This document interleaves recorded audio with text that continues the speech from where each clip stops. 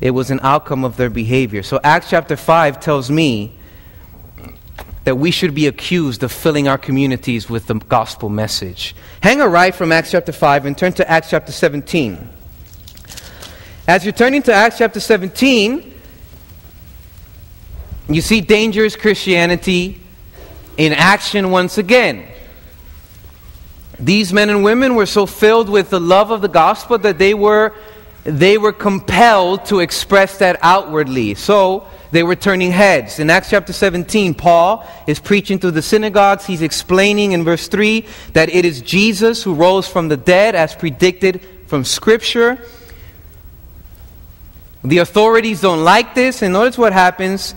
In Acts chapter 17, the authorities come, and in verse 5 it says, "But the Jews were not persuaded, becoming envious, and they took some of the evil men from the marketplace, and they gathered a mob together, and they set all the city in an uproar, and attacked the house of Jason, and sought to bring them out to the people. But when they did not find them, they dragged Jason and some of the brethren to the rulers of the city, crying out, 'These are those who have turned the what?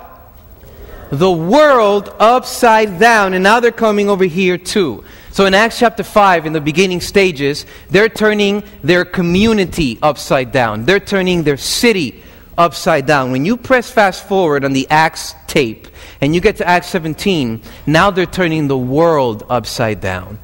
How many of you would like to be accused of turning your world upside down? Okay. Is there a difference between this picture of Christianity that we read about in the book of Acts and the picture of Christianity that you and I see today in California? Is there a difference, yes or no? Yes. When I look at my personal life and journey with God, and when I observe the lives of these men and women, I notice that there's a contrast, there's a distinction between their behavior, their actions, their lives, and my behavior, action, and lives. In other words, we are not matching up. Sorry to be a party pooper this morning, but among family, we can come to that conclusion, yeah? We're not matching up, brothers and sisters. That's the facts, plain as day. Why is it that our actions and our lives are not as their actions and their lives? Why don't we live the way they lived? You can almost smell the trap coming, can't you? That's why you're not answering. There is a trap coming. There's a reason why we do not live the way they lived. Now, if the formula is true, that folk live as a reflection of what and how they believe, and if we look at the way they lived, and it's different than the way we live, then the only logical conclusion that I can come to is that there must be a difference in the way I what? Believe. Does that make sense? I want to live like this. But the only way I can get there is to figure out how I can believe like this. And it will take me over there. So my message this morning is pretty kindergarten simple. Do we really believe? Now I am speaking to our young people in a special and direct way. Do we really believe? That's the question for this morning. Most of us would immediately conclude, well, yes, I believe. Well, I want to challenge you to think twice about that. That's how they behaved. Now, what on earth did these people believe? Let's go to Acts again. Hang a left from chapter 17 and go to Acts chapter 2, if you would.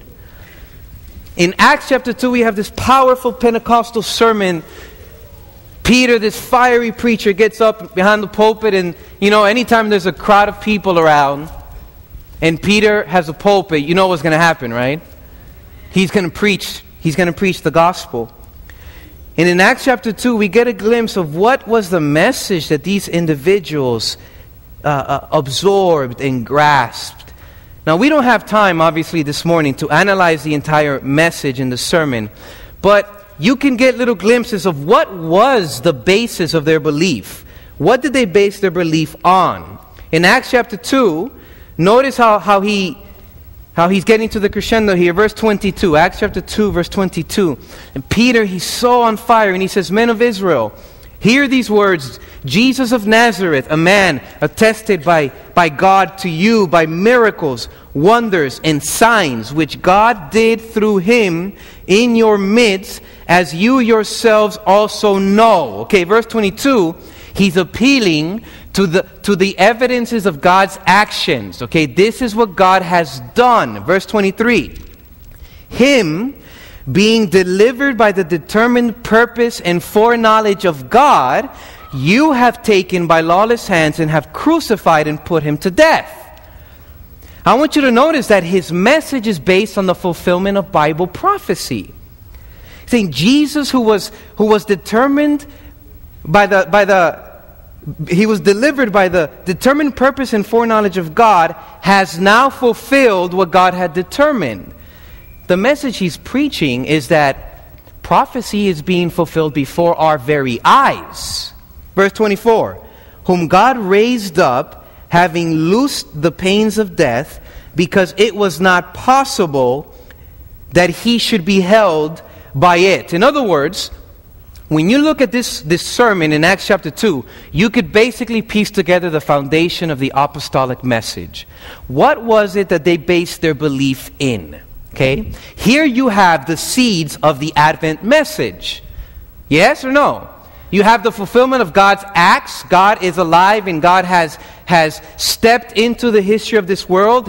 You have a prophetic message. You have a message announcing the death and the resurrection of Jesus. This is what the people were so excited about in 1st century AD. Why are we not as excited about these things as they were back then? I mean, young people, have we stopped to think, have you actually thought about the fact that you believe that God became a human being? And see, that's exactly my point. You're not wowed by that. That doesn't amaze you. You don't hear that and say, "That's crazy." I mean, that's insane. If that was true, that would be insanely amazing. We don't think that, do we? We think, yeah, God became a human being. Duh.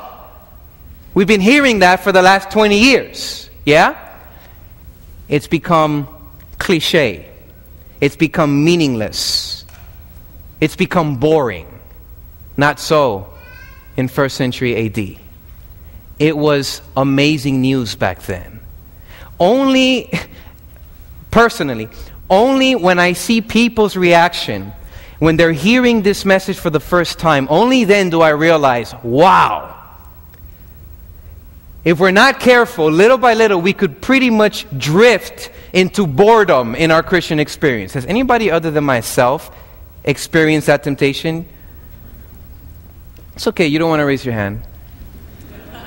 You're liars.